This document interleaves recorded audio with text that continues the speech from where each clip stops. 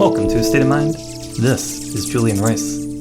Today's episode is a little bit different. I'm speaking with the artist and musician Cipriano Ortega, and we recorded this over Zoom. They perform several songs for us, and then I was able to edit and get better audio put in there for the music part, so hopefully that comes through and works well. And I would describe their style of music as more minimalist. You know, a bass guitar typically has 4 strings. They took 2 off. They use a slide, some effects pedals, I think an octave pedal. And it's just them and a drummer. And I was really surprised and impressed by the amount of sound, the fullness of sound that just those 2 musicians have together. Cipriano is partly indigenous and Hispanic, I believe, and they share a little bit about their ancestry, their philosophy, their life, and approach to music and art. There is definitely heard a criticism of capitalism and certain aspects of our society in their music and art, and I think those aspects deserve to be criticized. And they do identify as queer and use they, them, their pronouns.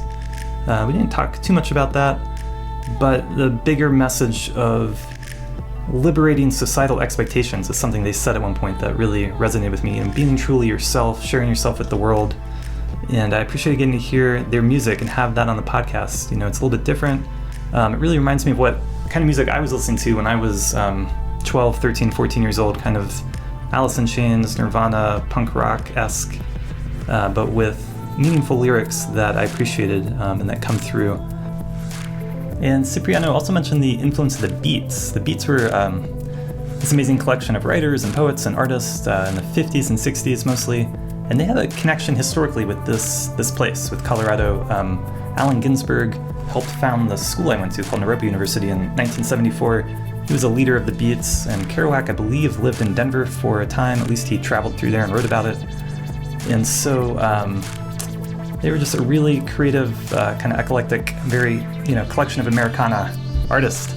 And I mention it partly because I don't talk about it a lot with Cipriano, but I have an upcoming episode with another local artist and poet. His name is Matty, but his artist name is Dank Fart the Pirate Poet, if I'm saying that right, a bit of a tongue twister. And he knows a lot about this history and about the Beats and about their connection with kind of popularizing psychedelics, bringing them more into the mainstream, their connections with counterculture and what became the hippie movement and all that. So we will be discussing that in an upcoming episode. It should be a lot of fun. Really interesting, fascinating history that I think is surprisingly relevant today. I mean, these things are still having an influence on our world today for sure. So I hope you appreciate this conversation, discussion, and also the music and art of Cipriano. Without further ado, I bring you Cipriano Ortega.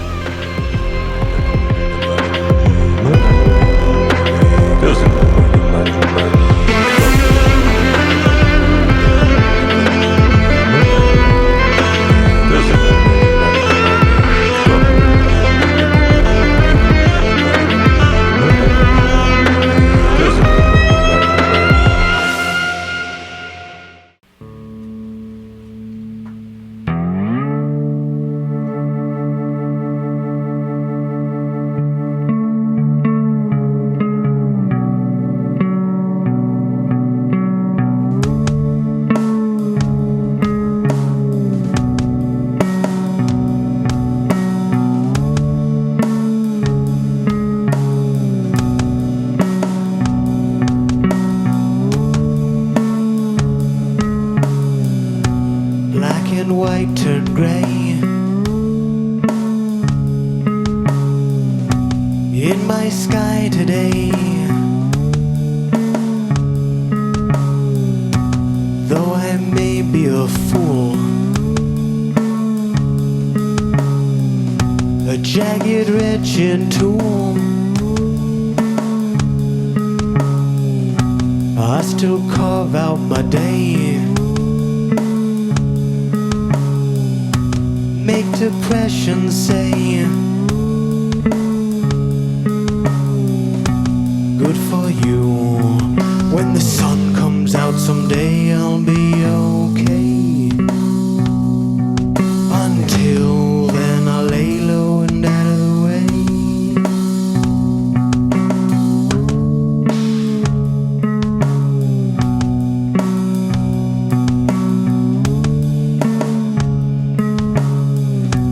Doctor, give me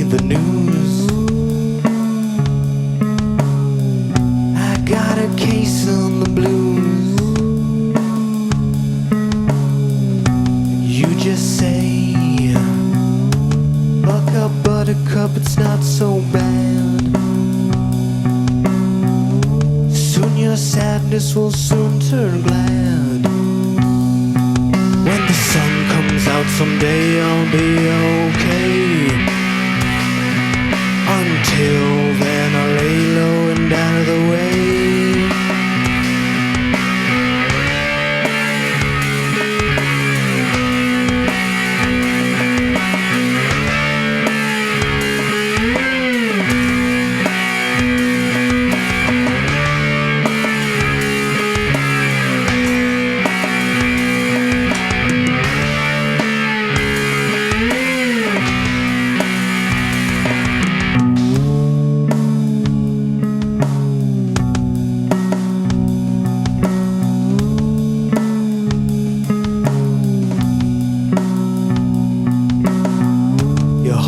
Down in the sheets at night,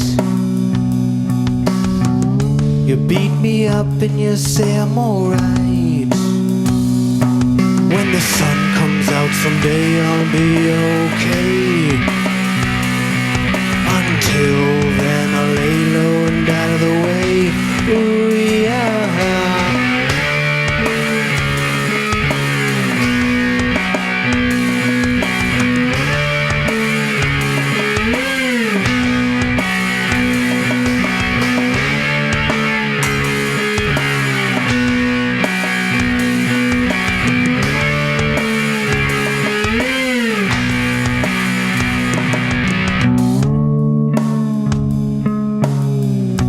Black and white still stay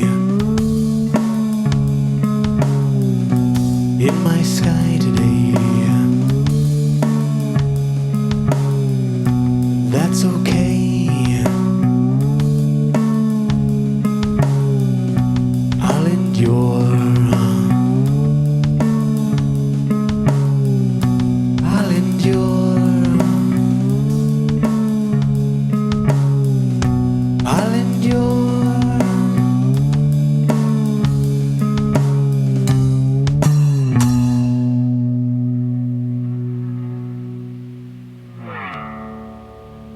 Hello. Good evening and good afternoon and good day. We are Cipriano, and we want to just say hello. Yeah, of course, that one was called Black and White. Yeah, that first lyric caught my attention. Black and white turn gray. Yes. I think Yeah, gray matter is pretty important for the brain. that's true. Yes. Well, I How's think it going? it's going well. Good. I think we tend to people tend to see things in terms of black or white, good or bad, put things Right. in boxes. And I think it's always good to look deeper. And that's often not true. I don't know if that's ever true. Definitely. Yeah, I'd have to agree. I think there's a good way to view things. I mean, we start off visually when we're born. We see black and white, and then red and yellow start to come out, and then all these different hues of the human eye, the spectrum comes out. And that's a very literal perspective on visualization and just optical things, but it's also kind of philosophical in the way of how I address it lyrically as well too, is trying to see in between those things. And I think that's what we're going to pretty much talk about today, is kind of the whole idea of contrast and knowing the difference between good and bad, and then kind of also just wanting to be right in the middle of those things. Yeah, definitely. Well, how would you introduce yourself? Like we were talking before we started recording, and you call yourself a performing artist? I would say, I would definitely introduce myself overall as a performing artist. And, the most efficient way for me to communicate to most people, I feel, is sonically, definitely through sound, and particularly the bass frequency is another one that I really feel akin to, because, people, obviously the first word that comes to mind is a big bass frequency is low. And, it's something that you can physically feel is the bass frequency. So I think that's another way, because the bass and the drums have a very close relationship, and both are very percussive. And the slide bass in particular is very melodic, because it's being played with a slide and then percussive at the same time when it needs to be a little more pronounced on certain parts. So yeah, I mean, overall, I identify as a performing artist. This particular genre we call queer noir, and it's kind of an homage to queer, or queer people, and also just the noir film, as well back in the day. Yeah. That black and white kind of seedy feel, and also just the nighttime in general. I think is we take a lot of late night walks, from about midnight to 1 in the morning sometimes, and definitely is a different feeling than any other time during the day. So yeah. Yeah. Everything looks differently at night, obviously, too. It's definitely a different world out there. For sure. And you're there in Denver. Do you want to share a little bit about like your background and? Yeah, of course. Yeah, I grew up here in Denver, Colorado, all my life. I did a fair amount of traveling when I was younger with my parents, and was thankful to be able to see the world in different ways. And we went to a lot of places in Latin America, and I went to Japan and a couple places in Europe, London, and France. But yeah, I call Denver, Colorado pretty much my home the whole time. And in fact, this house that my studio is in, I've been in here 30 years. I was born, and then my folks wanted to buy a house, and it's 30 years old. Not the house itself, but 30 years that we've been here. Wow. So that's amazing. Yeah, so it's a pretty rare treat to just know something that well. The neighborhood obviously has changed since that time period. I mean, sure. It was seen as the north side. Now it's seen as the highlands, and there's certain parts that are seen as sunny side. And geographically, it's the same, but people's perspectives have changed. Because when my parents moved in here, the house was a lot cheaper, and the realtor was like, "You don't really want to live there. It's not a very good neighborhood." And then, lo and behold, you wait 30 years, and now everybody wants to live here, and the houses are selling for quite a big sum of money. So it's interesting how time and people's perception on geographical locations change the reputation of a place. Yeah, it's so interesting. Like real estate's so expensive now. It's good that you have the space to create the music and art that you want to, because that can be an issue for a lot of people, I think, too. Well, yes, I definitely agree. I'm very grateful every day that I come up here to the dark room, as we call it. There's a little sign up here that says dark room in use, and we call it the dark room because there's no windows really, and it's a place to develop ideas. So nice. Yeah, so it's very nice to have a studio, and I took it for granted when I was younger because I just didn't know a different perspective of it. But having not had the space sometimes, and also going through my health issues, which we'll kind of address as well too. I remember spending pretty much 5 years in this room. My bedroom used to be up here, and I would just sit up here. And if you look at the roof, you obviously can't see it, but it kind of is a barnyard shape. But it also kind of reminds me of a casket. So I always felt like I was in a coffin for a little bit. So again, it's a different perspective, but I've learned to love this room. This room has seen a lot of different versions of me, for sure. Yeah, it's interesting. I hear you playing with perspective, the way we see things, like this. Yeah, definitely. This house, that's this room. exactly why I opened up with this, with that song, is to really kind of show the audience and show you that we really like to embrace that middle ground. And I think both of us are always trying to be objective as possible in our artistic endeavors, but also just in our human relations and just how we, present ourselves and how we want to communicate to other people, for sure. Yeah. Are you someone who, like, even from a young age, like always knew you wanted to be a performer or an artist, or did that come later? Yeah, that's a good question. I think for me, I was born into it. I remember because my parents have been professional artists ever since I was born.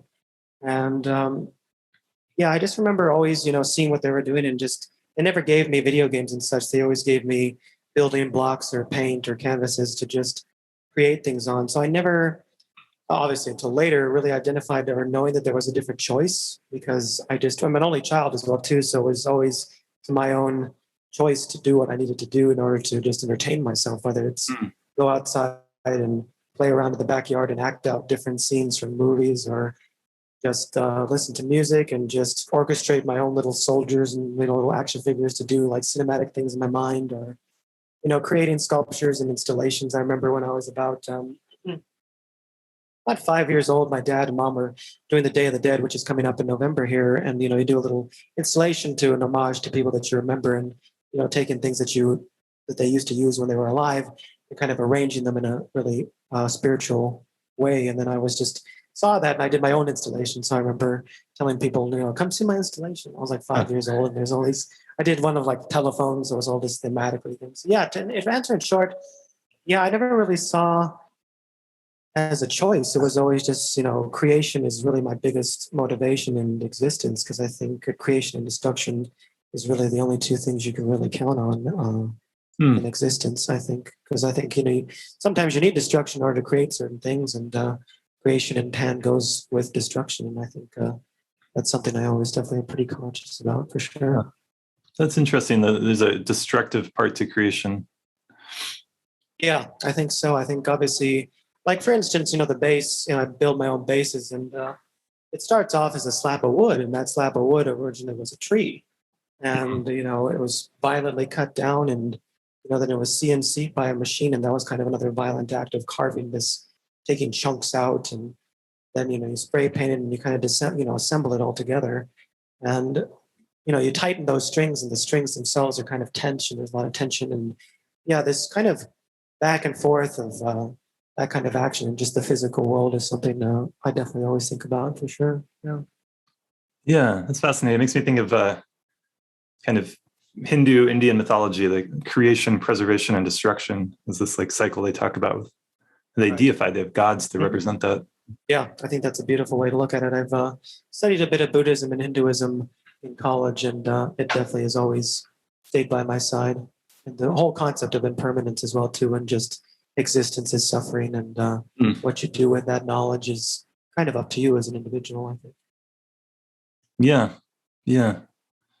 it's a big thing. I've heard it said like at least existence contains suffering, but on some level, I think it is suffering in the sense that everything changes. There's always some dissatisfaction that we could find if we look for it.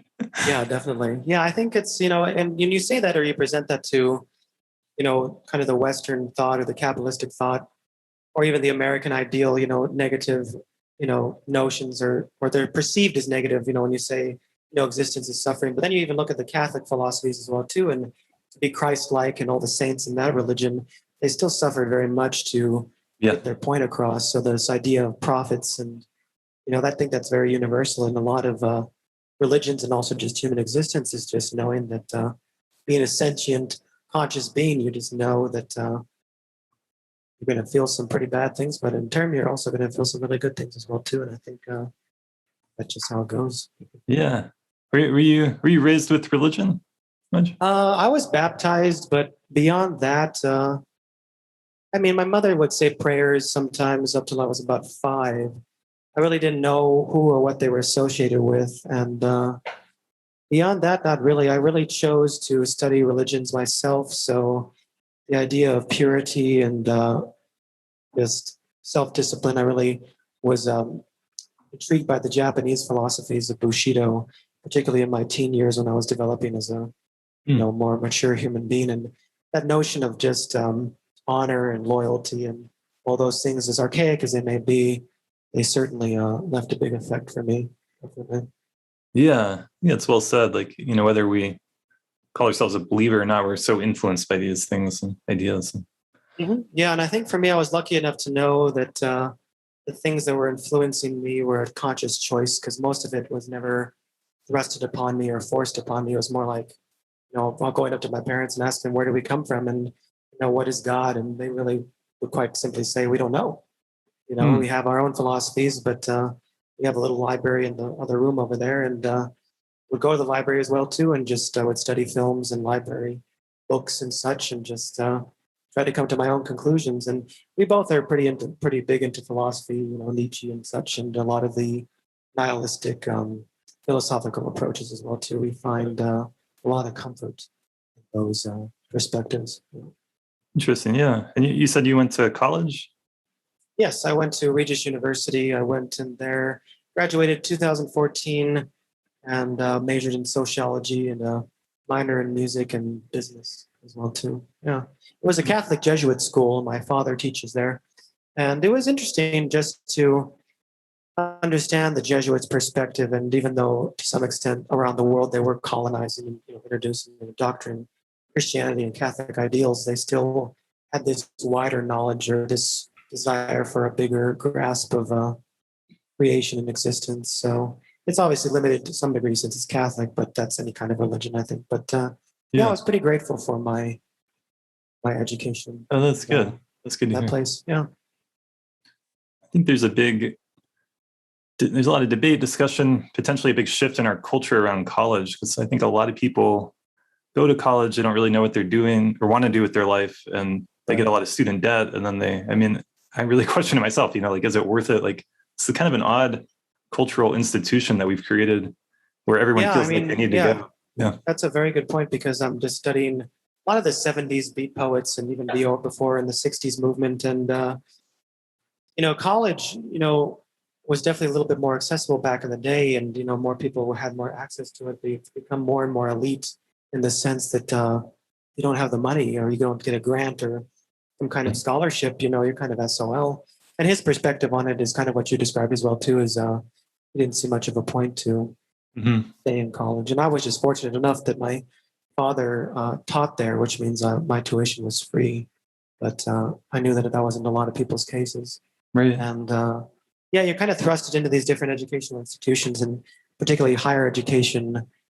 Sometimes you're kind of left at your own device and not knowing what you need to do. And for me, I picked sociology because I really wanted to understand why I hated society. And I wanted to further understand my hatred.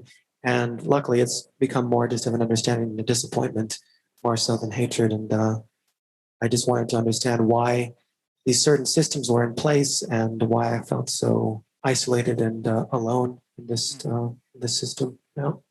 Yeah. No, it's a good point. I mean, I think a lot of people can relate to that. Maybe, did you feel that more when you were a teenager, that kind of alienation? Yeah, I think, it's definitely started in the teenage years. It was always there, but it wasn't really until about junior year, and I watched a film by the title of Taxi Driver, and Travis Bickle in the particular movie that I'm referencing is kind of the anti-hero in that film, and it takes place in 70s New York. And it wasn't until I saw that kind of character archetype that I really understood kind of my position, in the sense of pretty much how alone I was, which is another thing that I deal with as well too in my art, is like, I didn't really know that I was depressed or had OCD or like had certain things until I was quote unquote diagnosed.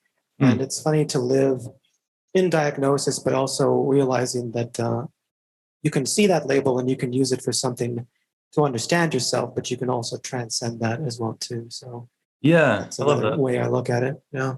I think that's a great point, that any kind of diagnosis like that's not the whole picture, and it's limited. And there's a lot of because I feel like a lot of people try to or mold their identity around their disabilities sometimes, and I certainly was that way for a while when I had speech problems and throat problems and muscle tension issues. I really couldn't transcend beyond my handicap, and I definitely understand wanting to live in that, but you get tired of it pretty quick. Yeah. Well, I mean, so when you say you hated society and then now it's more of a disappointment, do you want to speak to that? Like, what are the things that you see there? Yeah, I just see a lot of tribalism, and I think that's fine. I think that's natural, but a lot of it's associated to appearance. And if you don't look a certain way or express a certain view that's a common denominator towards certain groups, you're kind of isolated in that way. If you kind of criticize consumerism or objectively look at certain themes or political movements or ideologies, and it's not even being argumentative, it's more so just asking questions because I want to dig deeper and like, okay, you believe these things, so please explain to me further why you believe these things. And that seems to agitate a lot of people, and I find that this hostility kind of rises when you bring a lot of those questions to the table, and becomes a bit more disappointing in that way, because I really desire to reach people on a very intimate, deep level. And I don't think a lot of people are really prepared to do that, because that, requires a lot of introspection into yourself, but also just taking a lot of time to get to know someone.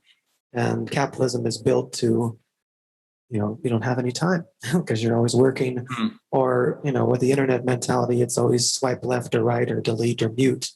And that's kind of the end of the conversation, which is very unfortunate. And again, I think the best word to sum that up is disappointing.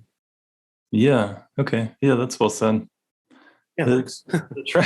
the tribalism is definitely real, and it's interesting. Like talking with you, like I mean, when I think of art and music, I think I personally I want to be able to I want to be able to appreciate and connect with, and even if something's challenging or different, that could be a great reason to check it out and listen to it. And I think maybe what you're speaking to is we tend to go towards things like artists that are like ourselves or a certain genre or a certain group. And we don't want to, I don't know, it seems like less and less people are wanting to challenge what feels familiar and comfortable.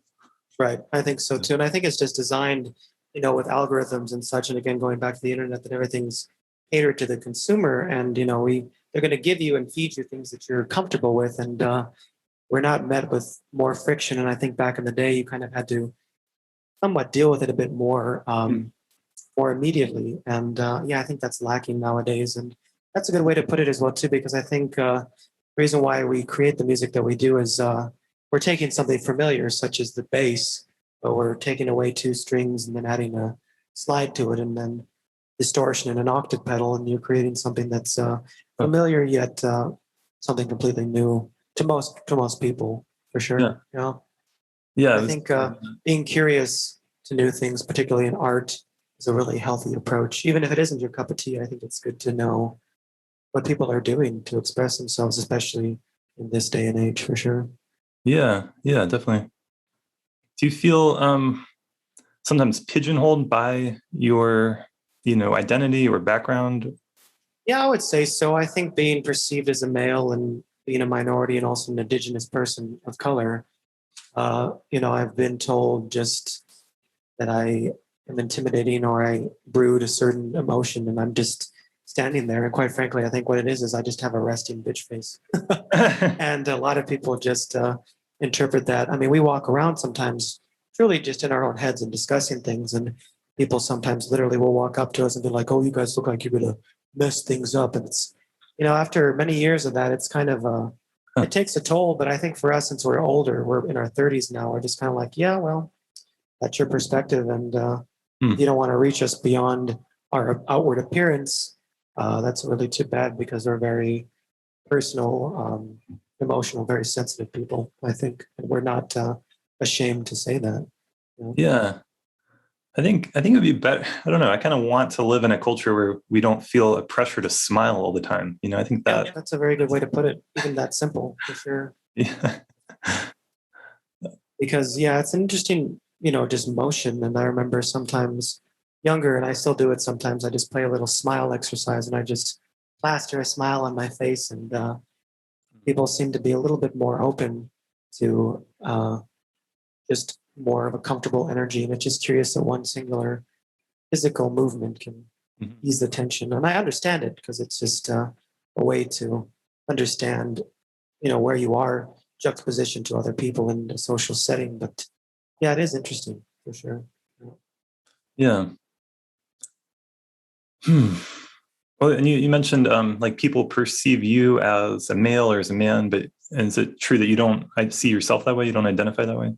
Yeah, I think it's, the simplest form is to definitely agree to that notion, but it's also just wanting to transcend even the notion of queer. I definitely like and identify with that label.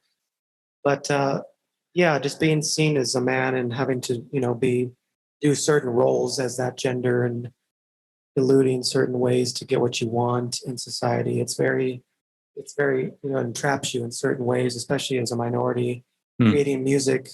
Sometimes when you say, oh, you're Latin, so you make Latin music. And not that I don't like that kind of stuff, but I Hmm. think my music is Latin just because, I'm of Latin descent, but it's not necessarily the familiar way that people are wanting to consume it that way. Yeah, for sure. Yeah, that makes sense to me. Hmm. I think that's I don't know. It's almost like a trap or a cost of I think some people trying to be more sensitive and inclusive, but then they make such a big deal about your background or your identity or your gender or sexuality that they anything you do is then seen through that lens. And I think that is limiting and not really fair. Um, Yeah, definitely. Yeah, and it becomes, just another way to kind of pigeonhole. And I think I don't know if it's human nature, if it's capitalism, or a little bit of both, or just the way we were raised. But we want to always just categorize certain things. Right. And, I like things that are kind of uncategorizable, and Yeah. that's kind of where I live in this world because we're used to being, and it's a self-choice and self-fulfilling prophecy, I think sometimes, but not always. And we're just used to always being kind of on the outskirts of the music realm or the art realm or Mm. the gender realm, and we're just at the point of really loving that and embracing that because I think it's a liberation. I think it's truly what I'm trying to do in my existence is liberate all societal expectations. That's beautiful. Well, thank you. Yeah. Do you guys want to play some more music or what? Yeah, we can play another one here. It's a little bit more of a toe tapper. It's written during 2020, and it's for any politician that you love to hate.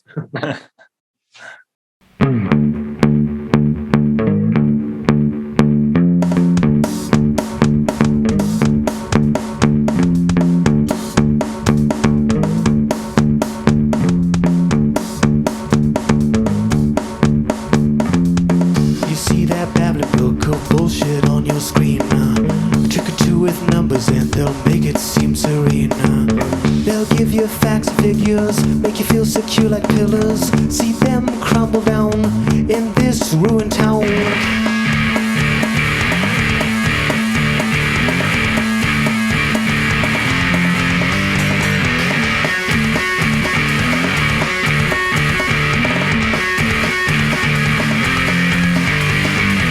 You see that babbling buffoon running this here scene, reading from his prompter and he's telling you he's so clean. See him on the television, internet's next vision. See him rule us now in his shit crown.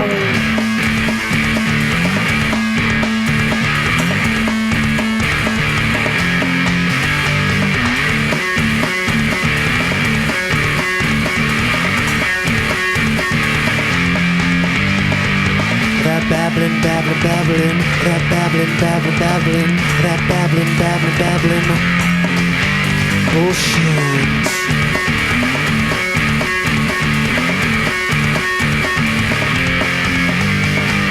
Do you hear that levee breaking inside your mind?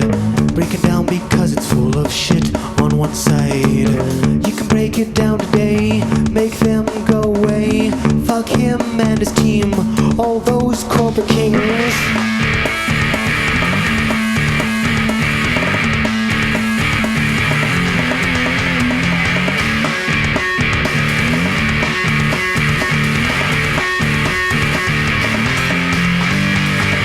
That babbling, babbling, babbling, that babbling, babbling, babbling, that babbling, babbling, babbling. Bullshit.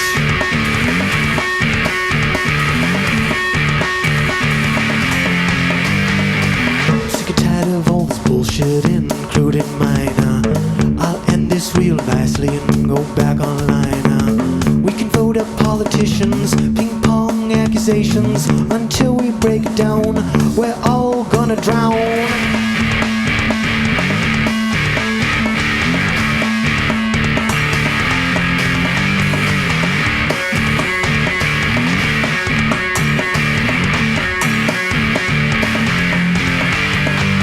That babbling, babbling, babbling, that babbling, babbling, babbling, that babbling, babbling, babbling. Bullshit, bullshit, bullshit.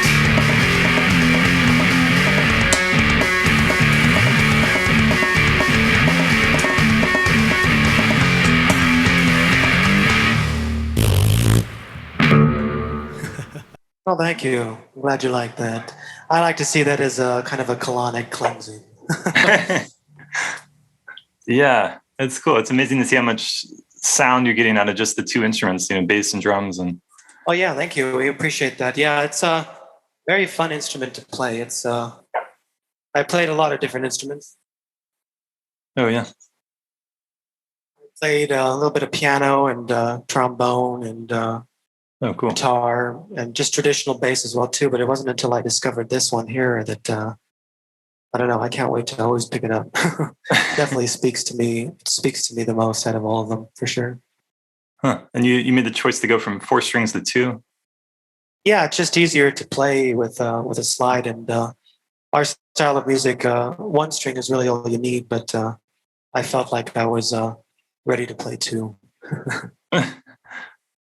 Did you make a choice at some point? Are you avoiding like the electronic music thing? You're not bringing in laptops and that kind of stuff? We did a project like that. That's a very good segue. That'll be presented a little bit later next month through Redline.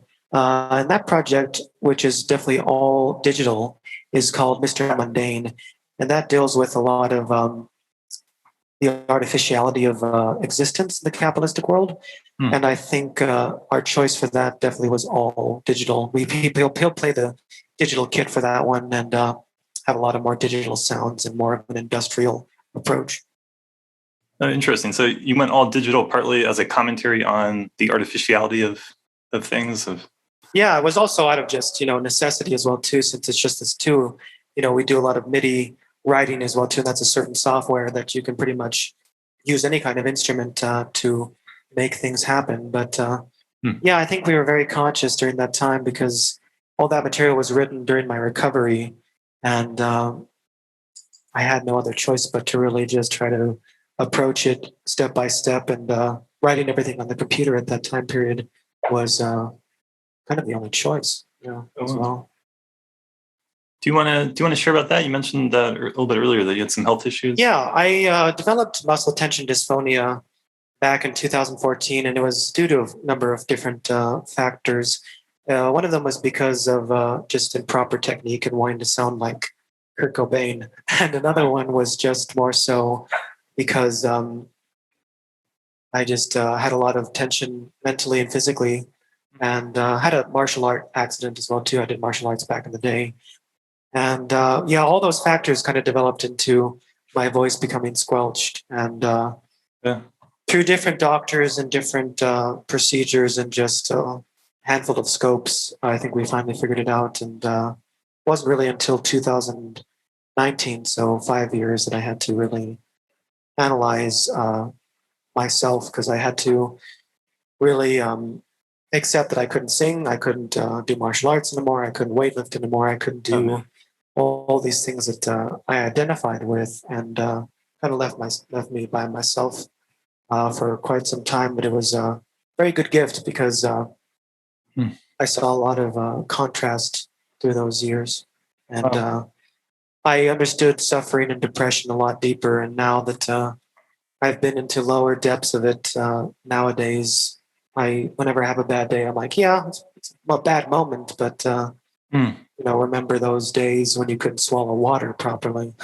Wow. So it definitely presents a different new perspective, and I am very grateful that I survived it and that I can see what I see now. And I honestly wouldn't change it for the world. I couldn't anyway, but I'm glad that I can see what I see now. And we're doing this, so it's nice. Well, that's wonderful that you made it through. That sounds really, really challenging. Yes, it definitely was. Muscle tension dysphonia? Correct. Yeah, that was the official diagnosis. Yeah. And did it have it sounds like it had a pretty deep psychological component. Like it wasn't just... Yeah, I think a lot of it definitely, even to this day, the voice is all psychological to some degree. Obviously, when physical things aren't working, you're going to develop issues as well too. But everybody, I think, the general presumption is that you hate your voice. Like anybody who hears back their voice or does public speaking or teaching, they either lower it or higher it, or they don't like their cadence. And we're always told by outside sources, do this or try this because, your voice is this way. So at this point, psychologically, whenever I have still challenging days, I'm like, it's not even singing. I'm just trying to communicate. The Beat Poets were really and still are a huge influence for me. And sometimes I'm just like, that particular one, Babbling and Babylon, is definitely melodic and there's definitely a pitch to it. But I still approach it almost as if I'm reciting a poem.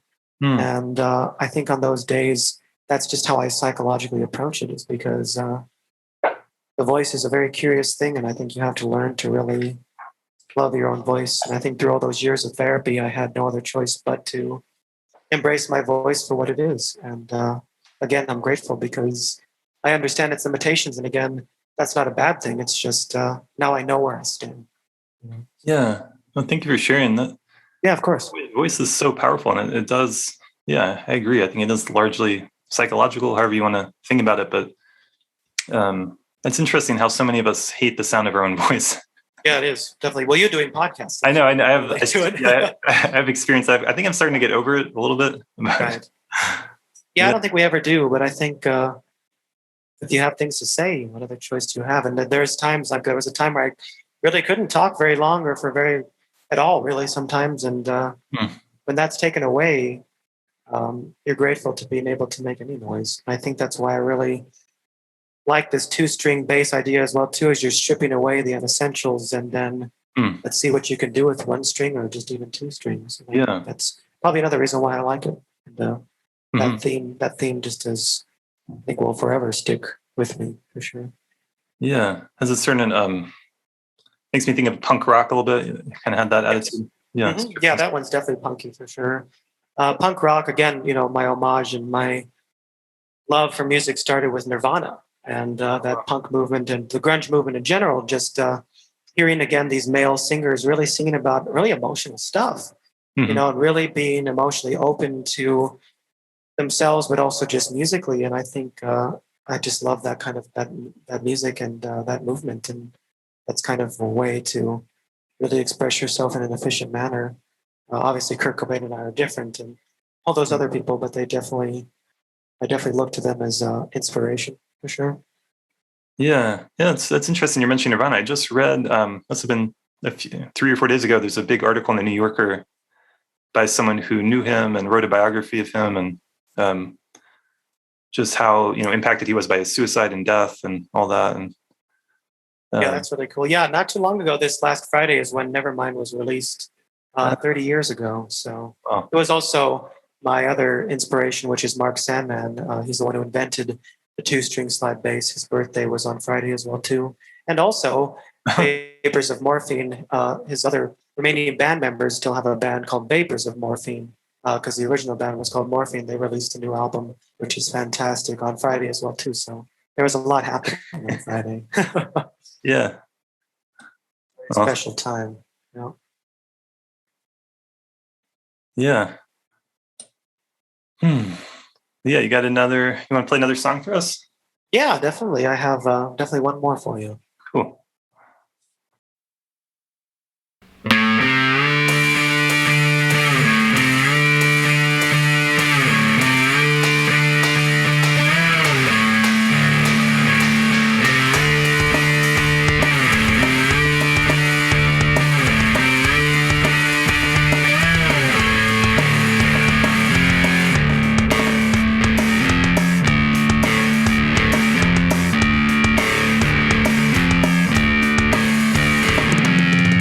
To a church, I talked to a priest. We knelt down to pray, but God didn't speak.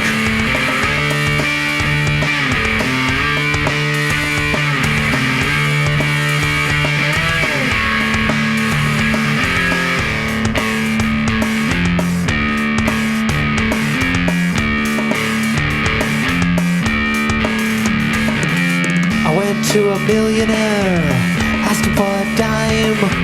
He said, I gotta work hard, get back in line.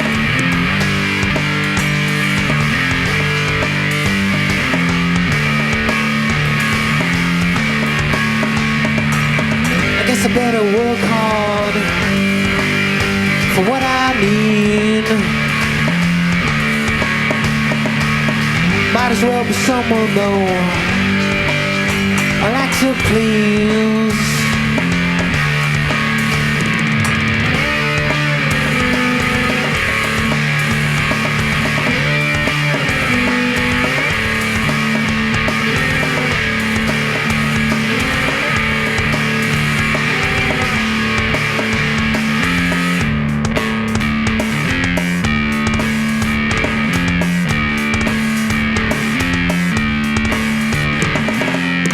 To a bank, tried to get a loan. I talked to the teller, except my credit's blown.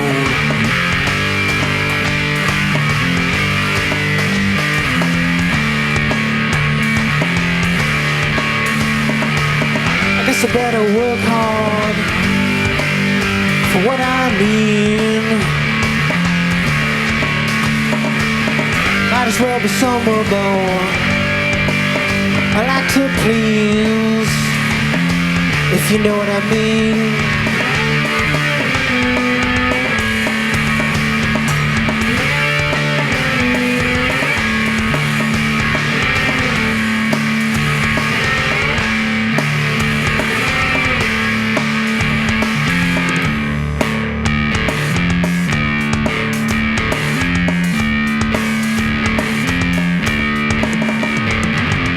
Then I got a job with an awful slob.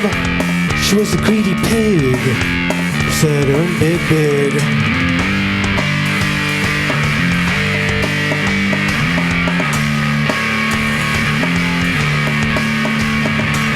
I guess I better work hard for what I need. Might as well be someone more. I like to please.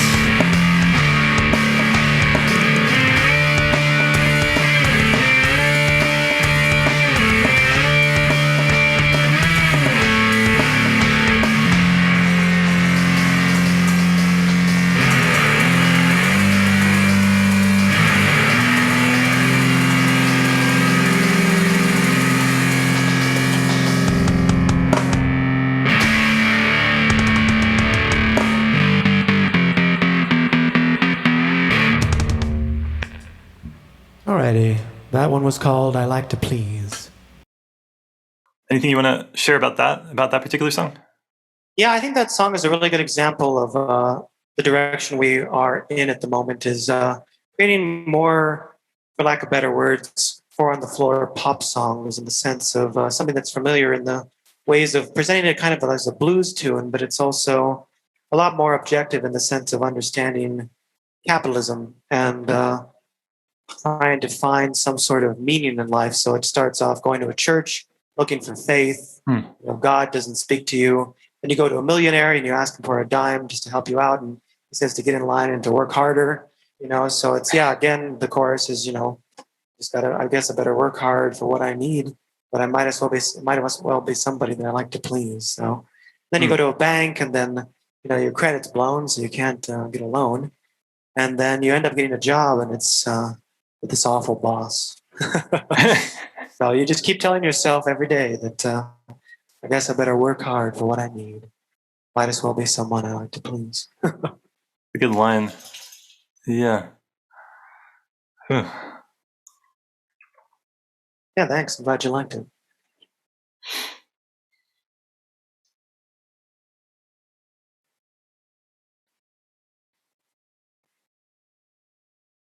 All right. Well, anything else you want to discuss?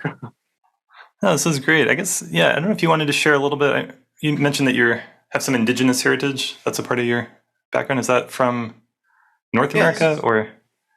Yeah, that's a very good question. Thanks for bringing that up. I have both Spanish and indigenous in me. My mom is Apache, and her dad's side and her mother's side is from Texas.